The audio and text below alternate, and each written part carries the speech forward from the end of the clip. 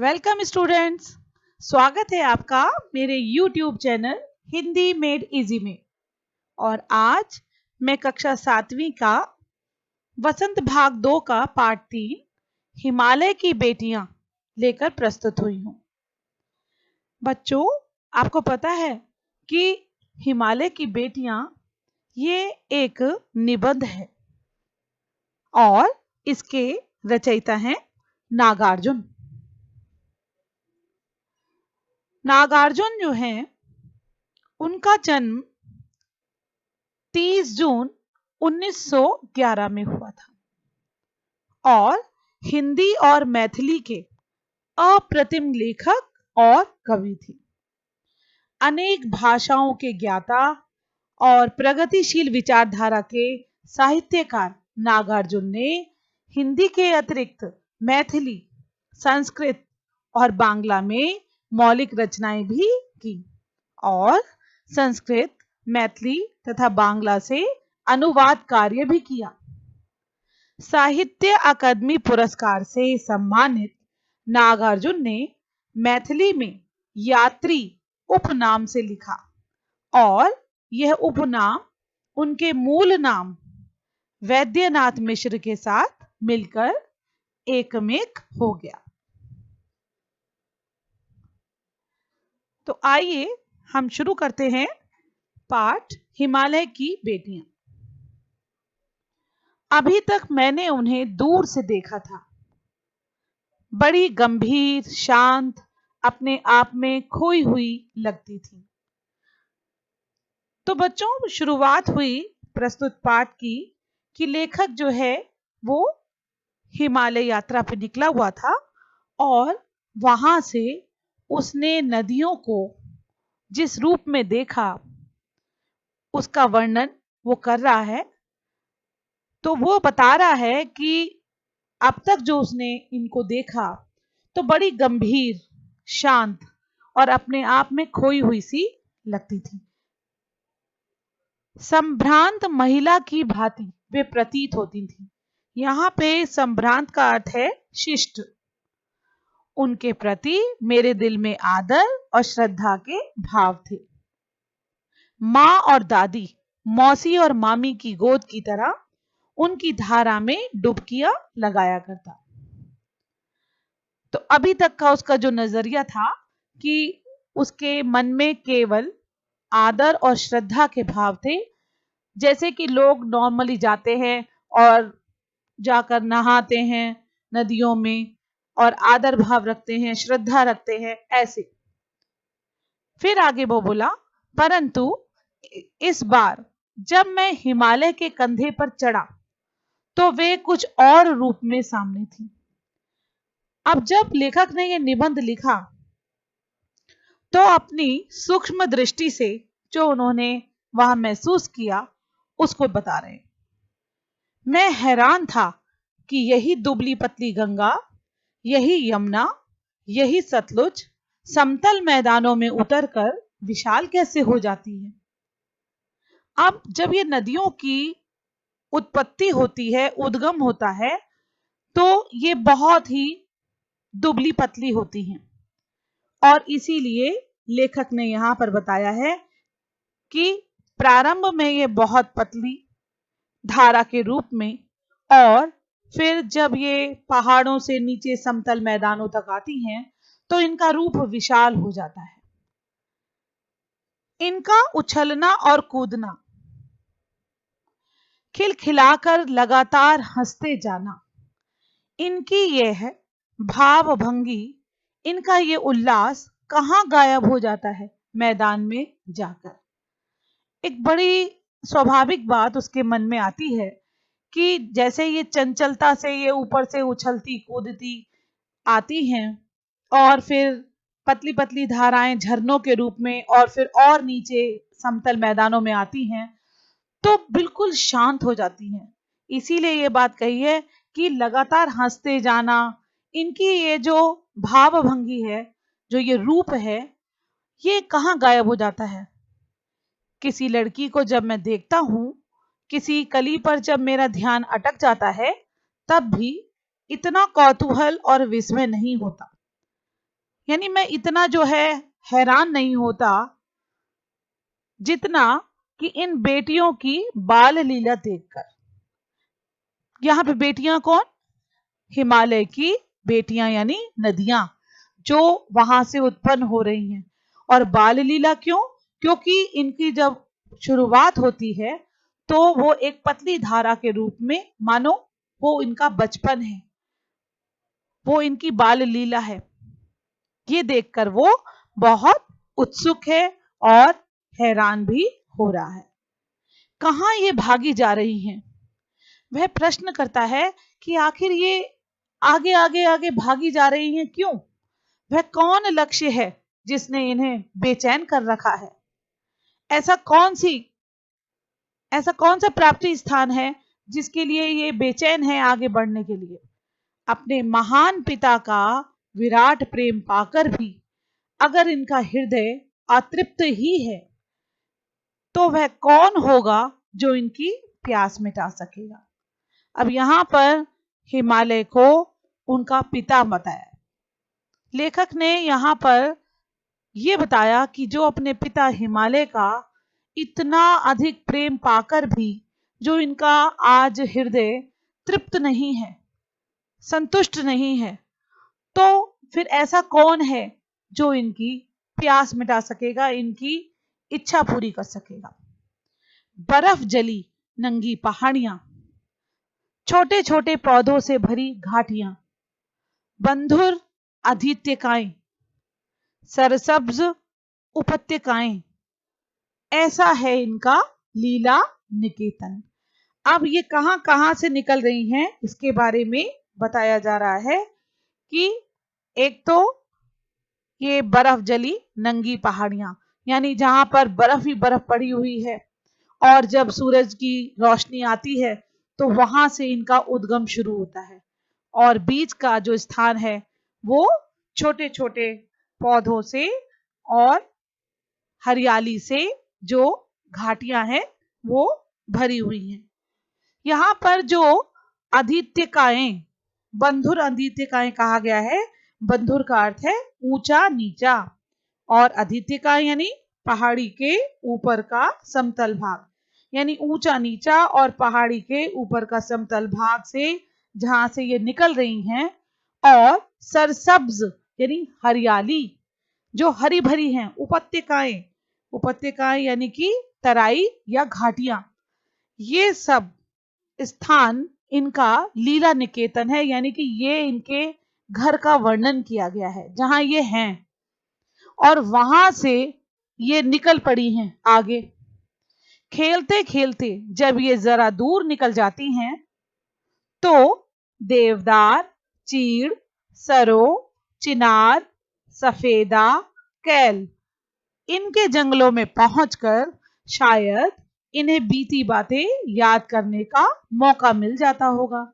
अब यहाँ पर लेखक कल्पना कर रहे हैं कि जैसे कि छोटे छोटे बच्चे खेलते कूदते आगे निकल जाते हैं और उन्हें ध्यान नहीं रहता कि वो अपना घर छोड़ देते हैं, ऐसे ही ये नदियां जो है वो आगे निकल गई हैं और जो जंगल के जो ये पेड़ों के नाम बताए हैं इनमें जाकर वो खुशी खुशी मिलकर और अपनी बीती बातों को कर रहे।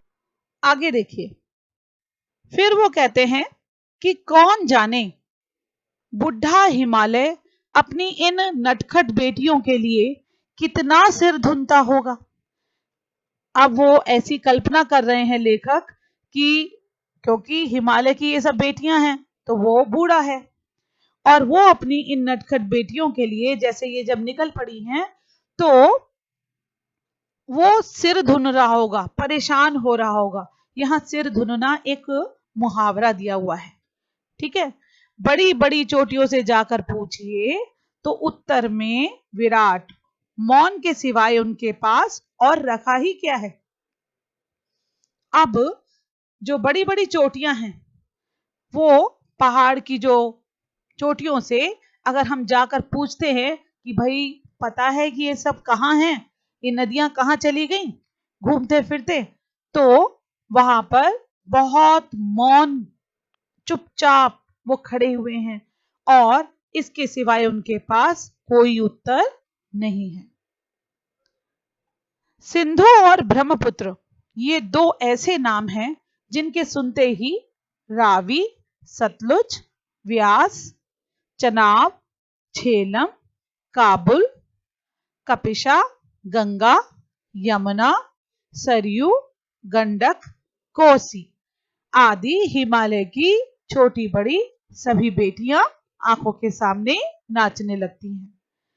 तो यहाँ पर लेखक ने बताया है कि मुख्य रूप से सिंधु और ब्रह्मपुत्र ये दो महानद हैं जिनसे क्रमशः ये सब नदियों की उत्पत्ति होती है और अलग अलग क्षेत्र में ये जाकर पहुंचती हैं। तो यहाँ पर हिमालय की छोटी बड़ी सभी बेटियां आंखों के सामने नाचने लगती हैं। वास्तव में सिंधु और ब्रह्मपुत्र स्वयं कुछ नहीं है। दयालु हिमालय के पिघले हुए दिल की एक एक बूंद ना जाने कब से इकट्ठा हो होकर इन दो महानदों के रूप में समुद्र की ओर प्रवाहित हो रही हैं। दयालु क्यों कहा है?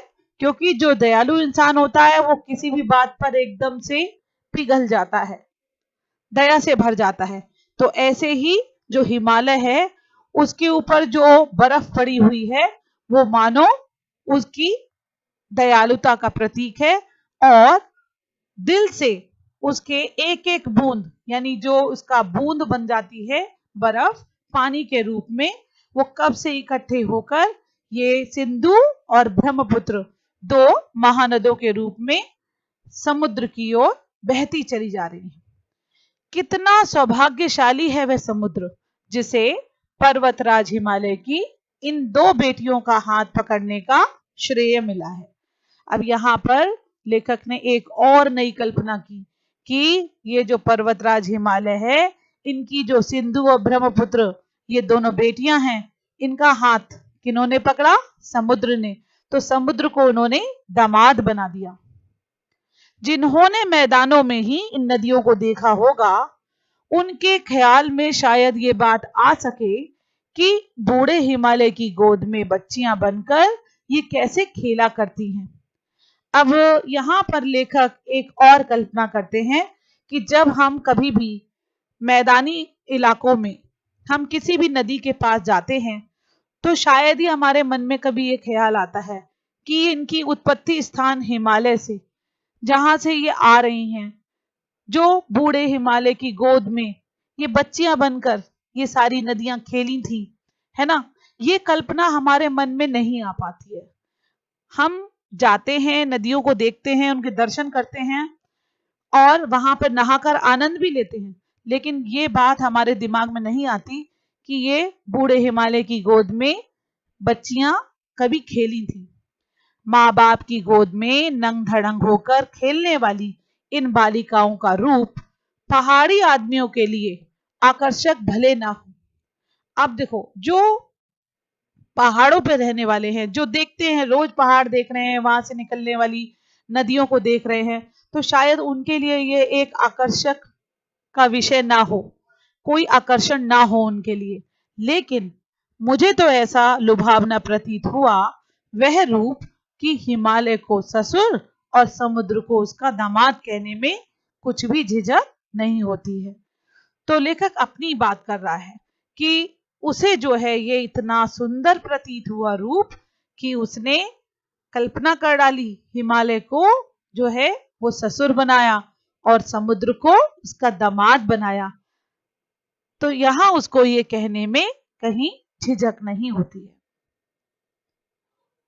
कालिदास के विरही यक्ष ने अपने मेघदूत से कहा था, वेत्रवती वेतवा नदी को प्रेम का प्रतिदान देते जाना, तुम्हारी वह प्रेयसी तुम्हें पाकर अवश्य ही प्रसन्न होगी।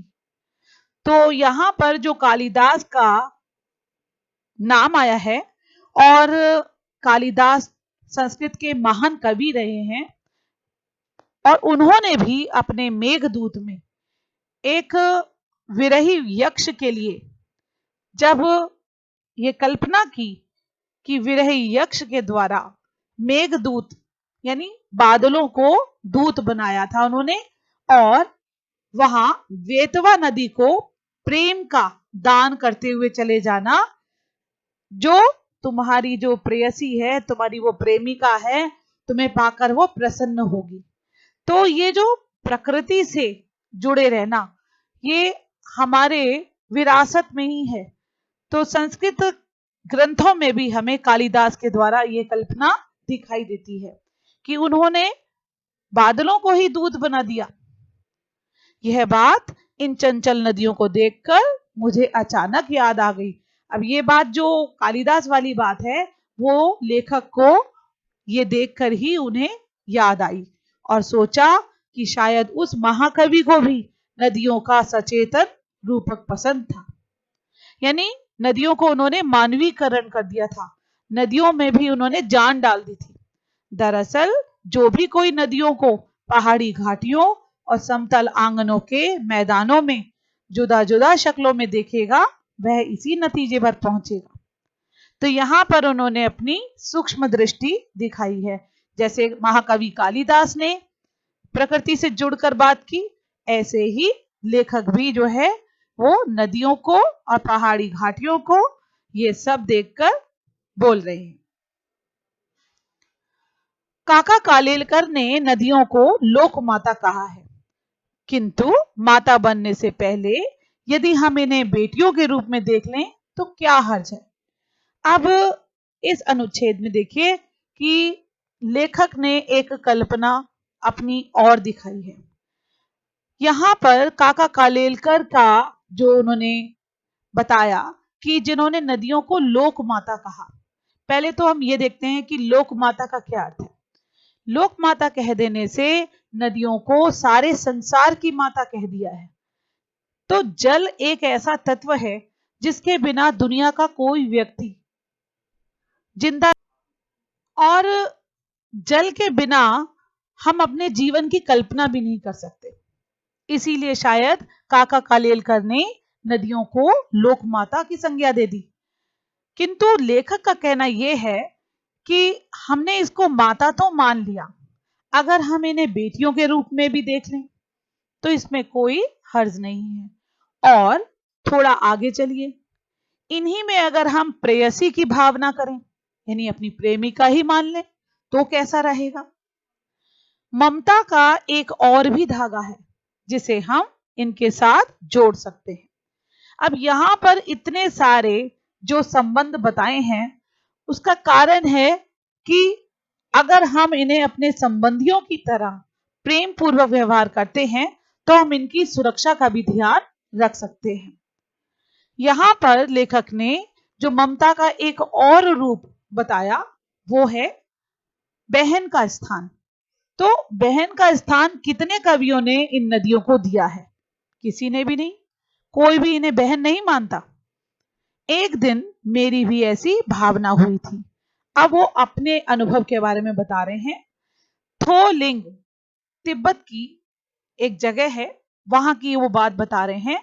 मन उचट गया था, तबीयत ढीली थी, यानी जो लेखक है उसका कहीं मन नहीं लग रहा था। मन उचटना यानी कि मन नहीं लग रहा था और तबीयत भी थोड़ी सही नहीं थी। सतलुज के किनारे जाकर बैठ गया। वो सतलुज नदी के पास जाकर बैठ गए। दोपहर का समय था, पैर लटका दिए पानी में। उन्होंने अपने पैर जो है वो नदी के जल में डाल दिए। थोड़ी ही देर में उस प्रगतिशील जल ने असर डाला। उन्हें ऐसा लगा कि इस जल ने तो उनके अंदर जो है एक अलग सा जो है वो असर डाला है। तन और मन ताजा हो गया। उनका तन और मन यानी शरीर और मन दोनों ही इतने ताजा हो गए कि वो तो लगे गुनगुनाने, और उन्होंने एक कविता रच डाली। जय हो सतलुज बहन तुम्हारी, लीला अचरज बहन तुम्हारी। यहां उन्होंने सतलुज नदी के ऊपर एक कविता रच डाली और कहा कि सतलुज बहन तुम्हारी जय हो, तुम्हारी लीला तो बड़ी आश्चर्यजनक है। हुआ मुदित मन हठा खुमारी, कह रहे हैं मेरा मन तो प्रसन्न हो गया और मेरा जो आलस है, खुमारी, वो हट गई। जाऊं मैं तुम पर बलिहारी, मैं तो तुम पर अपनी जान निछावर कर दूं। तुम बेटी, यह बाप हिमालय। तुम किसकी बेटी हो? हिमालय की। चिंतित पर चुपचाप हिमालय। अब एक पिता होने के नाते हिमालय जो स्थिर होके बैठे हैं, वो मानो चिंतित हैं। हर पिता अपनी बेटी के लिए चिंतित होता है, तो यहां पर भी वो भी चुपचाप और चिंतित हैं। प्रकृति नटी के चित्रित पट पर अनुपम अद्भुत छाप हिमालय। जय हो सतलुज बहन तुम्हारी। यहां पर उन्होंने इस सारी प्रकृति को एक नटी के रूप में और एक पट पर चित्रित करके ये कहा कि हिमालय की जो सौंदर्य है वो अद्भुत है, अनुपम है। इसलिए हे सतलुज बहन तुम्हारी जय हो। यहां इस कविता के द्वारा उन्होंने सतलुज को अपनी बहन बना लिया और बहन बनाकर उन्हें कविता के रूप में अपने मन के जो भाव थे उन्होंने उत्पन्न किए। इस प्रकार आपने देखा कि हिमालय की बेटियां पाठ में जो नागार्जुन लेखक ने अपने मन के भाव उत्पन्न किए और उनका वर्णन किया, तो अगर सार रूप में देखें तो वो है कि कुल मिला के ये हिमालय की बेटियां नागार्जुन जी द्वारा जो लिखा गया है, ये एक प्रसिद्ध निबंध है।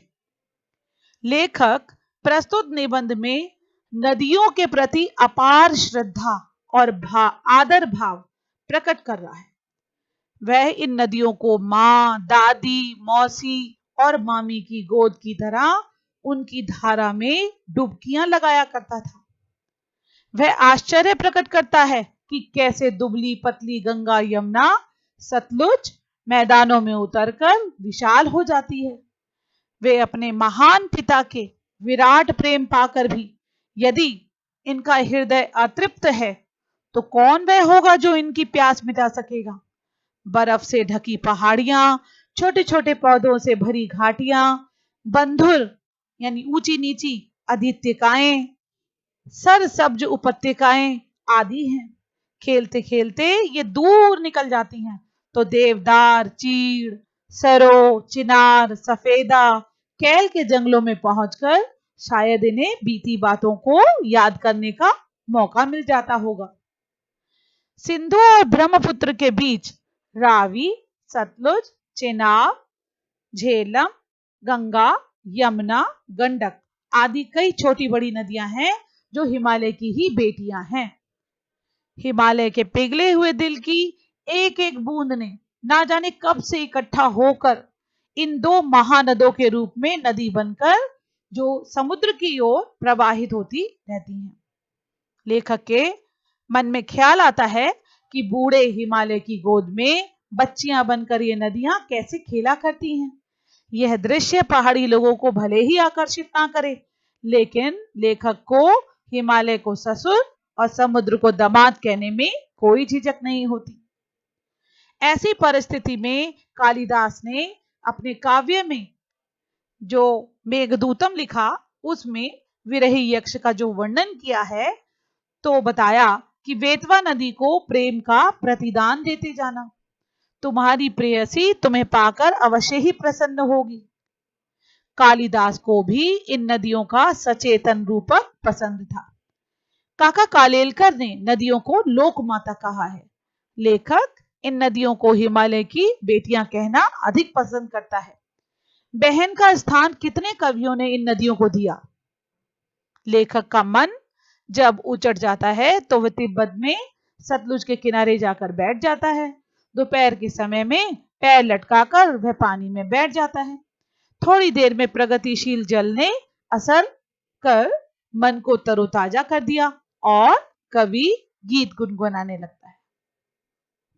तो इस प्रकार आपने देखा कि हिमालय की बेटियां इस पाठ में हमें किस प्रकार से हिमालय और उनकी बेटियां जो नदियां हैं उनके बारे में परिचय प्राप्त हुआ, समुद्र के बारे में पता चला और लेखक की एक अनोखी कल्पना का भी पता चला। इसी के साथ मैं विराम लेती हूँ।